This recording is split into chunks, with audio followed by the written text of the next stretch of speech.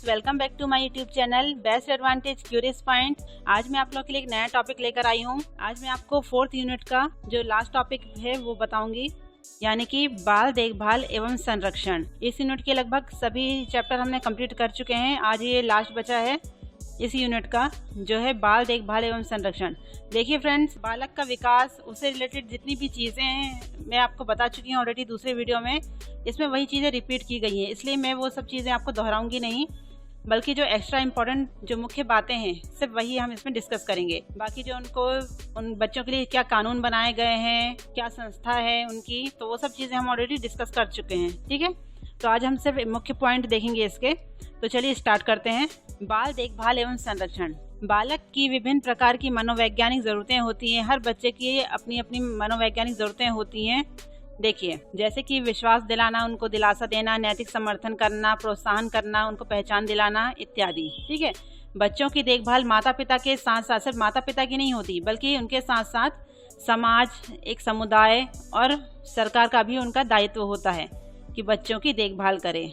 ठीक है, विशेषकर बेसहारा बच्चों की, जो अनाथ हैं, बच्चों की देखभाल में सरकारी और गैर सरकारी संस्थाओं की भी महत्वपूर्ण भूमिका होती है। ऐसे बच्चे जो बेसहारा हैं, अनाथ हैं, ऐसे मामलों में जो सरकारी संस्थाएं या गैर सरकारी संस्थाएं होती हैं ना, उनकी भी महत्वपूर्ण भूमिकाएं होती हैं।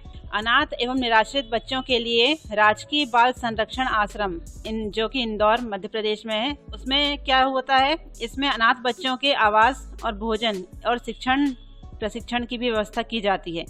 इस विद्यालय में क्या होता है, संरक्षण आश्रम जो बनाया गया है, राजकीय बाल संरक्षण आश्रम, जो इंदौर में है यानी कि मध्य प्रदेश में है, इसमें अनाथ बच्चों को रहने के लिए उनको भोजन की व्यवस्था की जाती है, उनके पढ़ने लिखने की व्यवस्था की जाती है। ठीक है, इसमें 13 वर्ष तक की आयु वाले निराश्रित और अनाथ बच्चों को इस संस्था में रखा जाता है। तो आई थिंक इसका इंट्रो आप समझ चुके होंगे। चलिए आगे देखते हैं। इसमें वही सब चीज़ें दोहराई गई हैं, इसलिए ज़्यादा आपको टेंशन लेने की ज़रूरत नहीं है। ऑलरेडी हम जो पढ़ चुके हैं वही सब रिपीट होने वाला है। ठीक है, मानसिक रूप से अविकसित बालगृह इंदौर। अब देखिए, मानसिक रूप से अविकसित बालगृह जो कि इंदौर मध्य प्रदेश में है, इसमें क्या होता है, इसमें 18 वर्ष से कम आयु तक के बच्चों को रखा जाता है। शासकीय दृष्टि से एवं श्रवण बाधित बच्चों की, देखिए इसमें क्या होता है, 18 से कम उम्र के बच्चों को रखा जाता है जो मानसिक रूप से अविकसित होते हैं। ठीक है, इसमें कक्षा 1 से लेकर 12वीं तक की शिक्षा की व्यवस्था की जाती है। अगला है शासकीय अस्थिबाधितार्थ उच्चतर माध्यमिक विद्यालय इंदौर। इसमें कक्षा 1 से कक्षा 12वीं तक के अस्थिबाधित बच्चों की शिक्षा व्यवस्था की गई। अब अस्थिबाधित मतलब होता क्या है, देखिए, जिनकी एक या अधिक अस्थियों में दोष आ जाता है या क्षतिग्रस्त हो जाती हैं। कहने का मतलब ये होता है कि मांसपेशियों या जोड़ों या अस्थियों में किसी कारणवश दोष आ जाता है, तो ये अस्थिबाधित उसे कहते हैं। ठीक है, तो क्या होता है, इसमें कक्षा 1 से लेकर 12वीं तक के जो अस्थिबाधित बच्चे होते हैं उनको शिक्षा की व्यवस्था की जाती है। किस विद्यालय में, शासकीय अस्थिबाधितार्थ उच्चतर माध्यमिक विद्यालय जो इंदौर मध्य प्रदेश में है। ठीक है, ये विशेष विद्यालय जो इंदौर में स्थापित है, इन्हीं के लिए बनाए गए हैं, ये बहुत फेमस हैं। ठीक है, आगे देखते हैं। देखिए, गरीब बच्चों की अनौपचारिक शिक्षा के लिए मध्य प्रदेश में बालवाड़ी सह संस्कार केंद्र संचालित हैं। पहले भी वीडियो में हमने बालवाड़ी का अध्ययन कर चुके हैं, तो ये वही सब चीजें रिपीट हो रही हैं, ज्यादा इसमें कुछ है नहीं। ठीक है, बालवाड़ी केंद्रों में 3 से 6 वर्ष तक के बच्चे लाभान्वित होते हैं, उनको रखा जाता है, उन्हें सुविधा प्रोवाइड की जाती है। ठीक है, एक बालवाड़ी में 25 से 30 बच्चे रहते हैं। अब है, मध्य प्रदेश में 6 बालवाड़ी सह केंद्र संचालित हैं, जो मंडला, बालाघाट, बुरहानपुर, ग्वालियर, मझगांव, रीवा तथा भोपाल में हैं।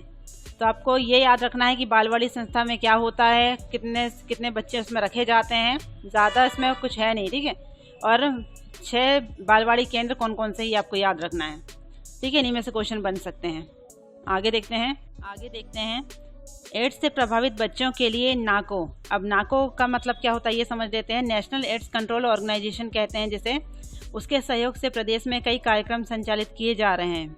ठीक है, जो एड्स से जुड़ी बातों के लिए कारगर हैं। एड्स का संक्षिप्त नाम क्या होगा, एक्वायर्ड इम्यूनोडेफिशिएंसी सिंड्रोम। ये आपको याद रखना है। ज़्यादा इसमें कुछ याद करने जैसा तो है नहीं, लेकिन डेट जो है वो याद रखनी है आपको। 1998 में मध्य प्रदेश राज्य एड्स नियंत्रण समिति का गठन किया गया था, और राष्ट्रीय एड्स नियंत्रण संगठन नई दिल्ली देश भर में क्या कर रही है, ये गैर सरकारी संगठनों के सहयोग से जो एड्स के संदर्भ में जो सही जानकारी वो प्रदान कर रही है, और एड्स पीड़ितों के प्रति मानवीय भावनाओं का प्रचार कर रहे हैं। ठीक है, HIV संक्रमित और प्रभावित बच्चों की व्यापक देखभाल और सहायता के लिए नाको ने राष्ट्रीय बाल एड्स की पहल शुरू की थी। कब? 30 नवंबर 2006 से की थी। ठीक है, ये आपको याद रखना है।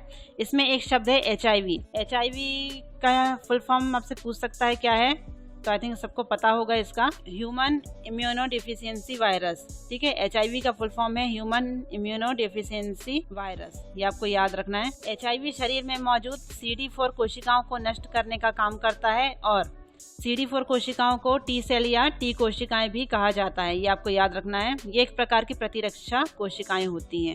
ज्यादा कुछ है नहीं इसमें याद करने के लिए, बस इतना ही आप याद रखें। आगे देखते हैं। क्लिंटन फाउंडेशन के सहयोग से बाल ART में बच्चों के लिए ARV दवाएं उपलब्ध कराई जाती है। क्लिंटन फाउंडेशन ये एक संगठन है जो बच्चों के लिए काम करता है। ठीक है, ऑर्गेनाइजेशन है जो बच्चों के लिए काम करता है, उन्हें दवाएं प्रोवाइड करता है। ठीक है, आगे देखते हैं। बालकों के संरक्षण की योजनाएं देख लेते हैं। जो इम्पोर्टेंट है वही देख रहे हैं हम। समेकित बाल संरक्षण योजना, यह योजना क्या करती है? जो कठिन परिस्थितियों में रह रहे हैं तथा विवादाग्रस्त और कानूनी विवाद में पड़े बच्चों के कल्याण के लिए, उनके पुनर्वास के लिए काम करती है। ये उसका उद्देश्य है। ठीक है, इसके लिए ये योजना चलाई गई थी। योजना के तहत प्रदेश में विभिन्न प्रकार के 142 गृह संचालित हैं। इन गृहों में बच्चों के लिए पोषण की व्यवस्था की जाती है, उनके शिक्षण प्रशिक्षण की व्यवस्था की जाती है, उनके स्वास्थ्य की व्यवस्था की जाती है, उनकी देखरेख की जाती है और उनके सबसे जो इम्पोर्टेंट है वो है पुनर्वास की व्यवस्था की जाती है समेकित बाल संरक्षण योजना में। ठीक है, इसमें बस याद करने लायक बिंदु है। अगला देखते हैं। पोषण या लालन पालन कहते हैं इसे, देखरेख योजना, जिसे फॉस्टर केयर कहा जाता है। ऐसे बालक जिनके जैविक माता पिता या तो अक्षम है, यानी कि जो बच्चे हैं उनका पालन पोषण करने के लिए अक्षम है, या किसी संकट की परिस्थितियों में है। ठीक है, तो किसी इच्छुक दंपति को देखरेख में रखा जाता है। ऐसे बच्चों की देखरेख में किसी इच्छुक दंपति को रखा जाता है और उनको बालक के पोषण के देखभाल के लिए सहायता राशि भी प्रोवाइड की जाती है हर महीने। समेकित बाल संरक्षण के तहत फॉस्टर केयर स्कीम चलाई गई है। इस स्कीम में बच्चों का बाल कल्याण समिति बाकायदा सर्वे करके जांच करेगी। इसमें जो पात्र पाए जाते हैं बच्चों को गोद देने की प्रक्रिया भी पूरी की जाती है इसके अंतर्गत। ठीक है, जो संतानहीन या फिर किसी बच्चे को गोद लेने की तमन्ना रखते हैं ना जो लोग, उनको इस योजना का लाभ मिलता है। ठीक है, जो बच्चों को गोद लेना चाहते हैं।